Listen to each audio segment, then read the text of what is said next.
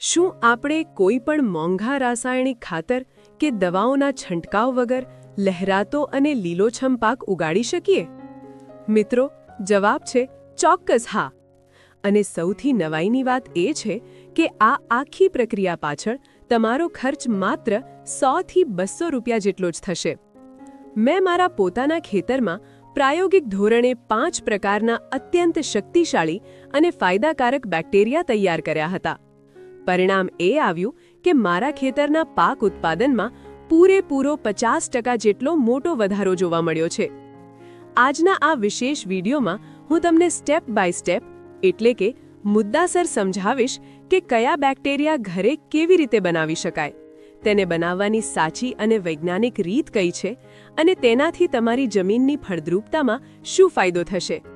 માત્ર 20 મિનિટનો સમય કાઢીને આ વિડીયો પૂરો જોજો, કારણ કે આ માહિતી તમારી ખેતી કરવાની પદ્ધતિ હંમેશા માટે બદલી નાખશે. આજના વિડીયોમાં આપણે મુખ્ય 3 મહત્વના મુદ્દાઓ પર ચર્ચા કરીશું. 1. 5 પ્રકારના પાવરફુલ જીવાતનાશક અને પોષક બેક્ટેરિયા ઘરે બનાવવાની વિધિ. 2. એકદમ સરળ પદ્ધતિ જે કોઈ પણ ખેડૂત ભાઈ પોતાના ઘરે કે ખેતરે કરી શકે છે. અને 3. આ દરેક બેક્ટેરિયા તમારી જમીન અને પાકની ગુણવત્તામાં કેવી રીતે જાદુઈ સુધારો લાવશે. જો તમે પણ ખેતી ખર્ચ ઘટાડીને બમણી કમાણી કરવા માંગતા હો તો અત્યારે જ આ વિડીયોને લાઇક કરો, આપણી ચેનલને સબસ્ક્રાઇબ કરો અને નોટિફિકેશન માટે બેલ આઇકન દબાવવાનું ભૂલતા નહીં. આ વિડીયો તમારા બીજા ખેડૂત મિત્રો સુધી પણ જરૂર પહોંચાડજો, જેથી તેમને પણ લાભ મળે. વિભાગ 1. Nitrogen fixing bacteria. ખેડૂત મિત્રો, આ ખાસ પ્રકારના બેક્ટેરિયા સીધા હવામાંથી નાઇટ્રોજન ખેંચીને જમીનમાં ઉતારે છે. એનો સીધો અર્થ એ છે કે તમે દર વર્ષે એકર દીઠ આશરે 500 થી 1000 રૂપિયા જેટલો યુરિયા ખાતરનો મોંઘો ખર્ચ બચાવી શકો છો.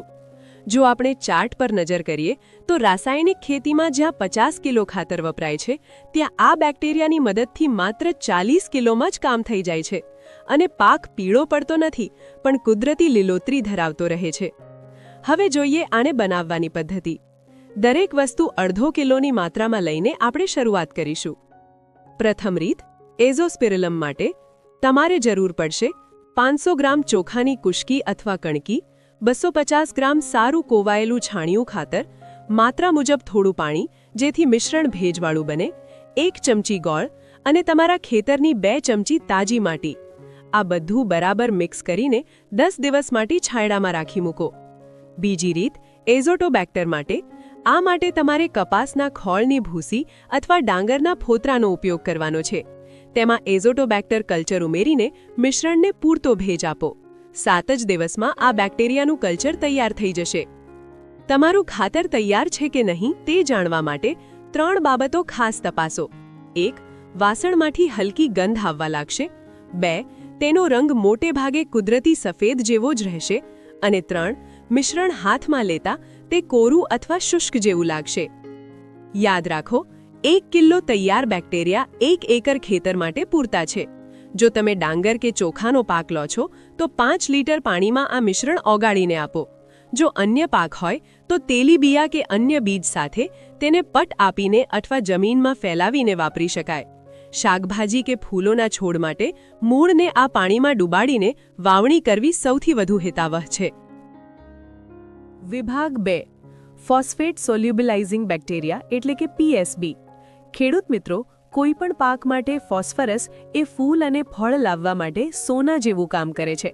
પરંતુ તકલીફ એ છે કે આપણી જમીનમાં રહેલો 90% ફોસ્ફરસ લોક થયેલો એટલે કે અદ્રાવ્ય હોય છે, જે છોડ લઈ શકતા નથી. આ PSB બેક્ટેરિયા એ લોક ખોલવાનું એટલે કે જમીનમાં પડેલા ફોસ્ફરસને ઓગાળીને છોડને પૂરો પાડવાનું અદ્ભુત કામ કરે છે. આ બેક્ટેરિયા તૈયાર કરવાની હું તમને 3 અલગ અલગ પદ્ધતિઓ જણાવીશ. પદ્ધતિ 1. છાણિયા ખાતરની રીત. આ સૌથી સરળ રીત છે. આમાં 1 કિલો બરાબર કોવાયેલું છાણિયું ખાતર, 5 લીટર તાજું પાણી, 50 ગ્રામ ગોળ અને 50 ગ્રામ ચણાનો લોટ એટલે કે બેસન લો. આ મિશ્રણને 7 થી 8 દિવસ સુધી રહેવા દો. જ્યારે ઉપર સફેદ પડ જેવું દેખાવા લાગે ત્યારે સમજવું કે તમારું કલ્ચર તૈયાર છે.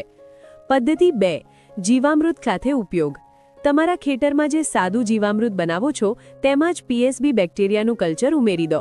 માત્ર 4 થી 5 દિવસમાં આખા જીવામૃતમાં આ બેક્ટેરિયા ફેલાઈ જશે. પદ્ધતિ 3.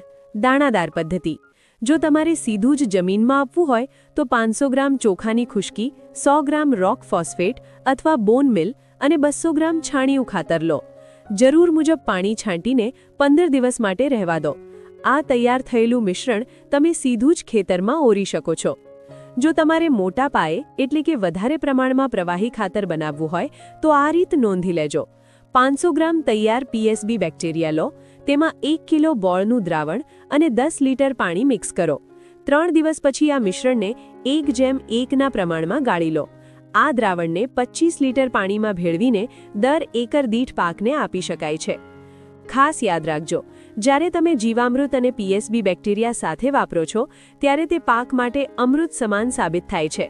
થોડા જ દિવસોમાં જ જમીનનું લોક થયેલું ફોસ્ફરસ છૂટું પડશે અને તમારા પાકમાં ફૂલોની સંખ્યા તેમજ ફળની ગુણવત્તામાં જબરજસ્ત વધારો જોવા મળશે. વિભાગ 3. ટ્રાઇકોડર્મા, જમીનજન્ય રોગોનો કાળ. ખેડૂત મિત્રો, પાકમાં આવતો કાળો સુકારો, સફેદ ફૂગ, મૂળનો સડો કે પાનનો અંગમારો, આ બધી જ બીમારીઓનો જો કોઈ રામબાણ ઇલાજ હોય તો તે છે ટ્રાઇકોડર્મા. આ એક એવો મિત્ર ફૂગ છે જે તમારા પાકનું હાનિકારક ફૂગ સામે રક્ષણ કરે છે. ટ્રાઇકોડર્મા તૈયાર કરવાની રીત અને સાચું માધ્યમ સમજી લઈએ. જરૂરી સામગ્રી. આ માટે તમારે 500 ગ્રામ લાકડાનો વેર અથવા ઝીનો ભૂક્કો, 250 ગ્રામ કોવાયેલું છાણિયું ખાતર, 50 મિલી ગોળનું દ્રાવણ, 1 મુઠ્ઠી તમારા ખેતરની તાજી માટી અને જરૂર મુજબ પાણી જોઈશે. ખાસ નોંધ, તમારે શરૂઆતમાં થોડું મધર કલ્ચર એટલે કે ટ્રાઇકોડર્માનું બીજ જોઈશે, જે તમે નજીકના કૃષિ વિભાગ, કૃષિ યુનિવર્સિટી અથવા ઓનલાઈન સ્ટોર પરથી મેળવી શકો છો. બનાવવાની પ્રક્રિયા. 1. સૌપ્રથમ લાકડાના વેરને છાણિયા ખાતર અને માટી સાથે બરાબર મિક્સ કરો. 2.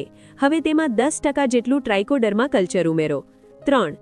ત્યારબાદ તેના પર ગોળનું પાણી છાંટો, જેથી બેક્ટેરિયાને પોષણ મળે. 4.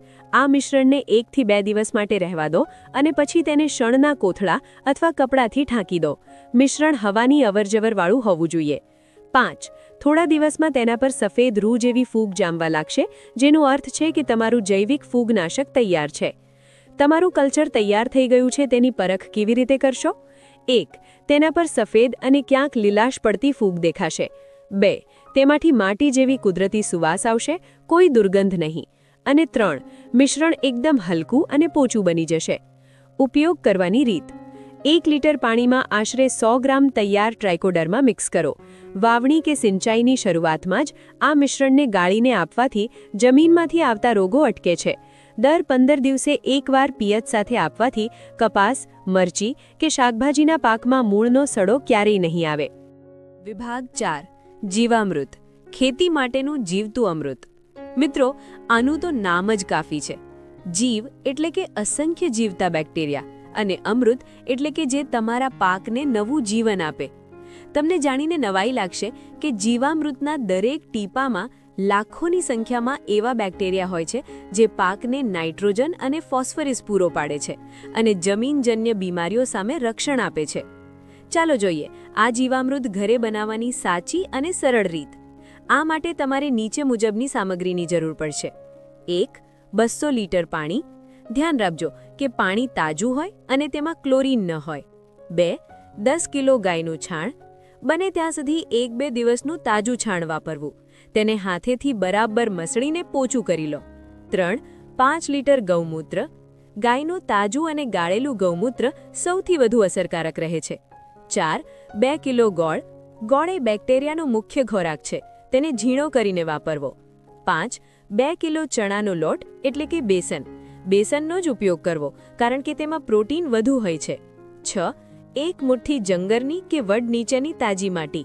જે જમીનમાં રાસાયણિક ખાતર ન વપરાયું હોય તેવી જીવંત માટી લેવી. બનાવવાની વિધિ. સૌપ્રથમ 200 લીટરના પ્લાસ્ટિકના ડ્રમમાં પાણી ભરો. ત્યારબાદ તેમાં ગાયનું છાણ અને ગૌમૂત્ર મિક્સ કરો. હવે તેમાં ઓગાળેલો ગોળ અને બેસન ઉમેરો. છેલ્લે 1 મુઠ્ઠી માટી નાખીને આખા મિશ્રણને લાકડાના દંડાથી 2-3 મિનિટ સુધી બરાબર હલાવો. આ મિશ્રણને 48 કલાક એટલે કે 2 દિવસ માટે છાયડામાં રાખી મૂકો. તૈયાર થયાના સંકેત ખાસ નોંધજો. મિશ્રણમાંથી હળવી આથો આવ્યા જેવી ગંધ આવશે અને તેના પર સફેદ ફીણ અથવા ફીણ દેખાવા લાગશે.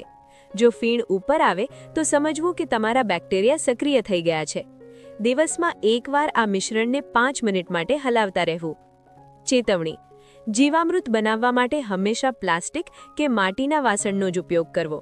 ભૂલથી પણ લોખંડના વાસણ ન વાપરવા, કારણ કે લોખંડના સંપર્કથી જીવંત બેક્ટેરિયા નાશ પામી શકે છે. વિભાગ 5: વર્મી વોશ, અળસિયાના ખાતરનું સત્વ. મિત્રો, જેવી રીતે અળસિયાનું ખાતર જમીન માટે ઉત્તમ છે, તેમ તેનું પ્રવાહી એટલે કે વર્મી વોશ એ પાક માટે પાવરફુલ ટોનિકનું કામ કરે છે. આ દ્રાવણમાં અસંખ્ય એવા હોર્મોન્સ અને બેક્ટેરિયા હોય છે જે છોડને રોગ સામે લડવાની શક્તિ આપે છે અને પાકની વૃદ્ધિ ખૂબ ઝડપથી બનાવે છે. વર્મી વોશ બનાવવાની રીત એકદમ સરળ છે. 1. સૌપ્રથમ ખાતરી કરો કે તમારું વર્મી કોમ્પોસ્ટ એટલે કે અળસિયાનું ખાતર 6 મહિના જૂનું અને બરાબર તૈયાર હોય. તેમાં ધીમે ધીમે જરૂર મુજબ પાણી ઉમેરો. 3 થી 4 દિવસ પછી જે નીતરેલું લાલ કે કથ્થઈ રંગનું દ્રાવણ નીચે આવશે તેને વર્મી વોશ કહેવામાં આવે છે.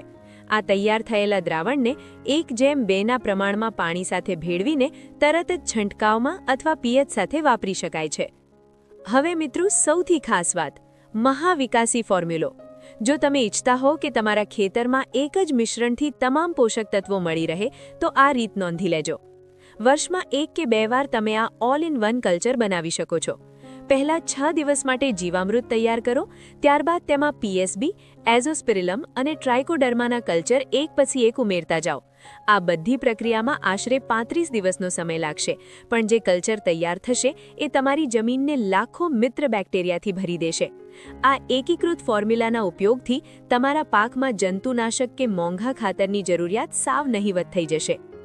ખેડૂત મિત્રો, આશા છે કે આ 5 પ્રકારના બેક્ટેરિયા બનાવવાની માહિતી તમને તમારી ખેતીમાં ખૂબ કામ લાગશે. યાદ રાખજો, ખર્ચ ઘટાડો તો જ નફો વધશે. વિભાગ 6: ખેતરમાં આ બેક્ટેરિયાનો ઉપયોગ કેવી રીતે કરવો? દરેક પાકની જરૂરિયાત અલગ હોય છે, તો ચાલો જોઈએ મુખ્ય પાક મુજબ તેનું આયોજન. 1. ડાંગર અથવા ચોખાનો પાક. ચોખાની રોપણીના 50 દિવસ પહેલા જમીન તૈયાર કરતી વખતે બેક્ટેરિયાનો ઉપયોગ શરૂ કરો. 25 લીટર વર્મી વોશમાં 25 લીટર પાણી ભેળવીને આપો. ત્યારબાદ રોપણીના 30 દિવસ પછી 25 લીટર જીવામૃત પિયત સાથે આપવું હિતાવહ છે. 2. ઘઉંનો પાક. ઘઉંની વાવણી કરતા પહેલા બીજને ટ્રાઇકોડર્માના દ્રાવણમાં પટ આપીને એટલે કે ડુબાડીને વાવવા. ત્યારબાદ 25 લીટર જીવામૃત અને 25 લીટર એઝોસ્પિરિલમનું મિશ્રણ આપવું. જરૂર જણાય તો પિયત સાથે વર્મી વોશનો છંટકાવ પણ કરી શકાય છે. 3. શાકભાજી, મરચાં, વાલોળ વગેરે. શાકભાજીના ધરુની રોપણી વખતે તેના મૂળને ટ્રાઇકોડર્મામાં ડુબાડીને વાવવા. ત્યારબાદ દર 15 દિવસે જીવામૃત અને અન્ય બેક્ટેરિયાનું પુનરાવર્તન કરતા રહેવું, જેથી પાક રોગમુક્ત રહે. ચાલો હવે સમજીએ 1 એકર દીઠ પ્રમાણ અને થતો આર્થિક ફાયદો. પ્રતિ એકર તમારે આ મુજબ જથ્થો વાપરવો જોઈએ: 50 લીટર જીવામૃત, 25 લીટર એઝોસ્પિરિલમ, 25 લીટર પીએસબી એટલે કે પીએસબી, 25 લીટર ટ્રાઇકોડર્મા દર 2 અઠવાડિયે અને જરૂરિયાત મુજબ 25 લીટર વર્મી વોશ. હવે જુઓ બચતનું ગણિત. તમારો કુલ ખર્ચ એકર દીઠ વર્ષે માત્ર 150 થી 200 રૂપિયા જેવો નજીવો થશે. સામે પક્ષે રાસાયણિક ખાતરો પાછળ થતો 2 થી 3 હજાર રૂપિયાનો ખર્ચ બચશે અને તમારા પાકના ઉત્પાદનમાં 20 થી 35% ધરખમ વધારો થશે. તો ખેડૂત મિત્રો, મોંઘા ખાતરો છોડો અને આજે જ આ જૈવિક પદ્ધતિ અપનાવો. ખાસ સાવચેતીઓ. મિત્રો, આ બેક્ટેરિયા બનાવતી વખતે કેટલીક ભૂલો ક્યારેય ન કરવી. 1.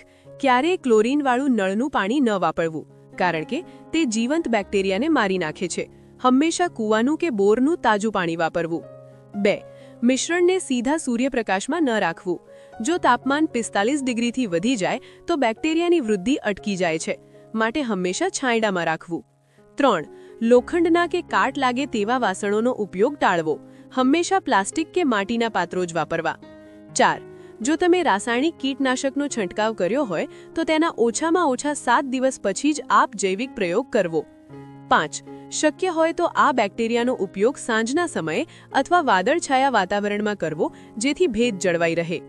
તો ખેડૂત મિત્રો, આજના વિડીયોમાં આપણે શું શીખ્યા? પહેલું, 5 એવા પાવરફુલ બેક્ટેરિયા જે તમારી ખેતીની કાયાપલટ કરી શકે છે. બીજું, આ બધું જ ઘરે બનાવવું એકદમ સરળ અને સસ્તું છે. ત્રીજું, વૈજ્ઞાનિક પદ્ધતિથી તેનો સાચો ઉપયોગ કેવી રીતે કરવો. અને છેલ્લે, 1 એકડ દીઠ માત્ર 150 થી 200 રૂપિયાના ખર્ચમાં જમીનને ફરી જીવંત કેવી રીતે બનાવવી.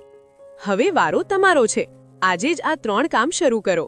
1. તમારા અળસિયાના ખાતરમાંથી વર્મી વોશ ભેગું કરવાનું શરૂ કરો. 2. 200 લીટરનું પ્લાસ્ટિકનું ડ્રમ લાવી જીવામૃત બનાવવાની તૈયારી કરો.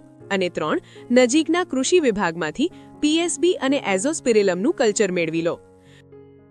મિત્રો, જો આ માહિતી તમને ઉપયોગી લાગી હોય તો આ વિડીયોને તમારા વોટ્સએપ ગ્રુપમાં અન્ય ખેડૂત ભાઈઓ સાથે જરૂર શેર કરજો, જેથી તેઓ પણ મોંઘા ખર્ચમાંથી બચી શકે. ખેતીલક્ષી આવી જ સચોટ અને વૈજ્ઞાનિક માહિતી માટે આપણી ચેનલ જનરલ એગ્રી ટોકને અત્યારે જ સબસ્ક્રાઇબ કરો. તમારા કોઈ પણ પ્રશ્નો હોય તો નીચે કોમેન્ટમાં પૂછી શકો છો અથવા આશીર્વાદ એગ્રોનો સંપર્ક કરી શકો છો. ચાલો સાથે મળીને આપણી ખેતીને સમૃદ્ધ અને ઝેરમુક્ત બનાવીએ. ફરી મળીશું એક નવા વિડીયોમાં. ત્યાં સુધી જય જવાન, જય કિસાન.